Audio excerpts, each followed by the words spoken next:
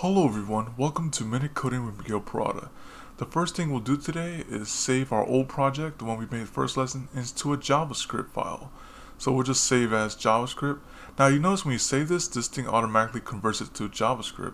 Luckily that's still on the desktop and it'll create one for you with the greeting.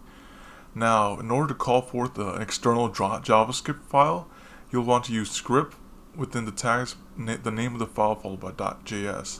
Now we go back to our JavaScript file, the one that was created, and delete the script tags. If you don't do that, the program will not run in the browser. Now we just double click it and we'll see hello hello executes twice. One time from the actual HTML and one time from the external. Now just to keep things organized, we'll create a folder here called JavaScript, and we'll move our JavaScript file, the one we created with save as, to there. But that's all I wanted to show you today. Thank you for watching.